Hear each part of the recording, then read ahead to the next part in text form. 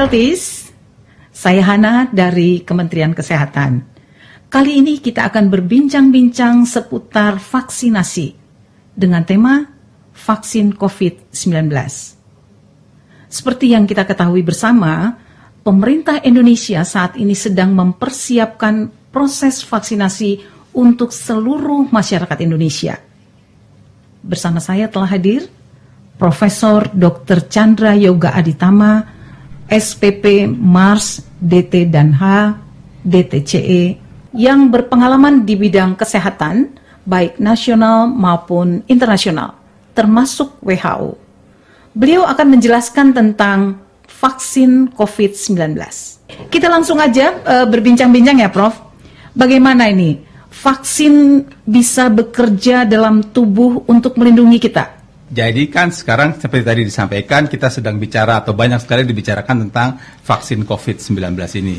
Kita tahu COVID-19 ini sudah ada di dunia sejak Desember 2019 dan sudah banyak upaya yang dilakukan sebenarnya, tetapi memang dunia belum dapat mengendalikan penyakit ini secara baik, begitu katakanlah. Karena itulah mulai diperkenalkan vaksin untuk mencegah penyakit itu terjadi. Kenapa saya bilang mencegah? Karena vaksin memang tujuannya untuk mencegah, bukan untuk mengobati.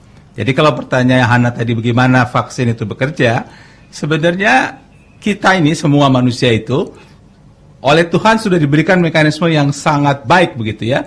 Kalau ada virus penyebab penyakit, misalnya virus penyebab COVID ini masuk ke dalam tubuh manusia, maka tubuh manusia akan membentuk pertahanan, namanya antibodi.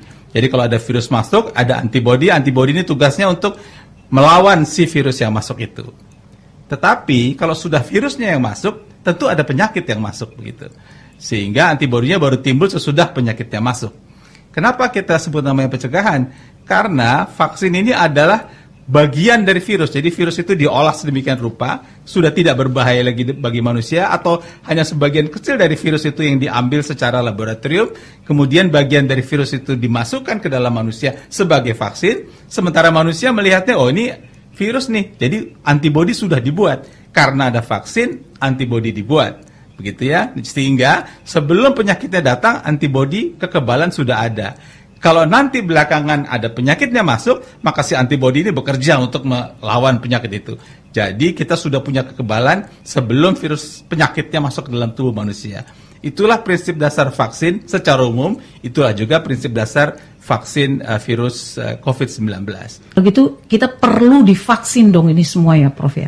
Memang vaksin itu perlu untuk mencegah penyakit gitu ya, supaya kita punya kekebalan, kita punya antibodi terhadap penyakit yang akan masuk. Tentu saja vaksinnya harus vaksin yang terjaga mutunya, keamanannya, efektivitasnya, sehingga antibodi yang terbentuk betul-betul cocok untuk menangani virus yang akan masuk.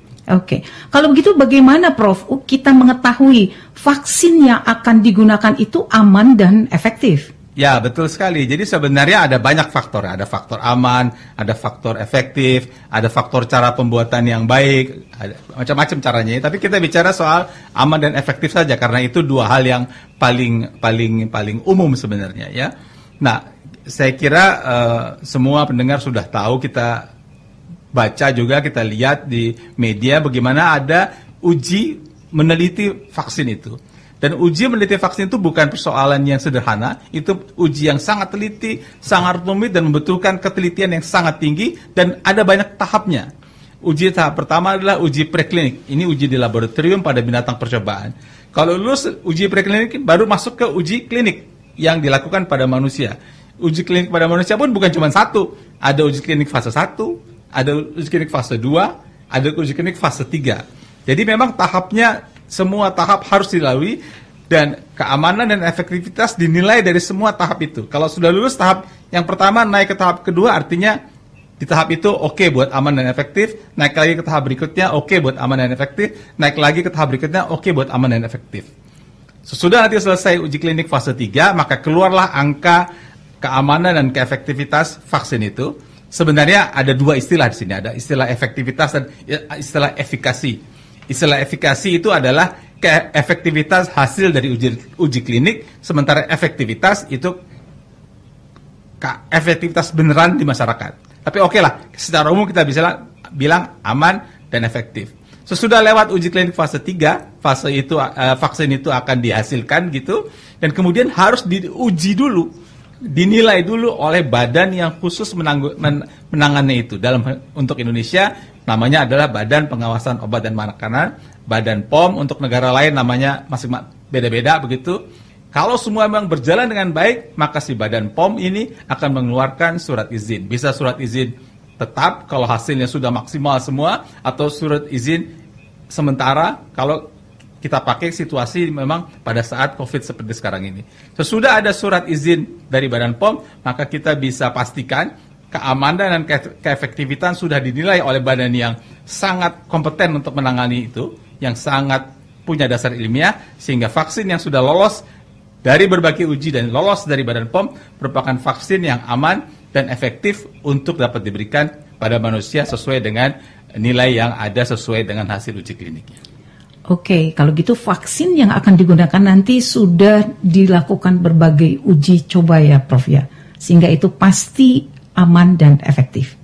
Sudah dilakukan berbagai uji klinik ya, uji klinik berbagai fasenya, dan kemudian dinilai lagi oleh badan yang berwenang untuk itu, sehingga mereka nanti bisa memverifikasi lagi apa yang sudah dilaporkan ini benar apa tidak benar, dan hasil dari mereka sudah melalui kajian yang sangat dalam, sehingga apa yang dikeluarkan oleh Badan POM sudah memenuhi semua kaidah ilmiah nasional dan juga internasional sebenarnya. Oke Prof, menarik sekali perbincangan kita kali ini. Terima kasih untuk Prof Chandra yang sudah berbagi pengetahuan buat kita semua. Prof, boleh dong kasih closing statement buat kita semua? Iya, yang pertama kita kan vaksin sudah memang sedang dalam proses lagi. Katakanlah sedang dalam proses akhir dan vaksin akan diberikan. Vaksin seperti disampaikan tadi bertugas untuk mencegah supaya orang tidak menjadi sakit karena tertular virus COVID-19. Tetapi sambil itu berjalan, kita tetap harus menjalankan protokol kesehatan dengan ketat, gitu ya. Jadi 3M itu tetap harus dijaga, menjaga jarak, mencuci tangan, memakai masker. Bisa juga ditambah dengan beberapa MM yang lain. Contohnya menjaga cara memberi salam dengan benar. Contohnya melakukan olahraga yang teratur. Contohnya juga memakan makanan yang bergizi atau melakukan pola hidup bersih dan sehat. Jadi dengan semua itu kita melakukan proteksi bagi diri sendiri untuk menghadapi situasi pandemi COVID-19 sambil juga vaksin nanti akan bekerja. Oke, terima kasih Prof. Terima kasih Hana. Sampai jumpa di lain kesempatan. Terima kasih. Saya Hana, sampai jumpa.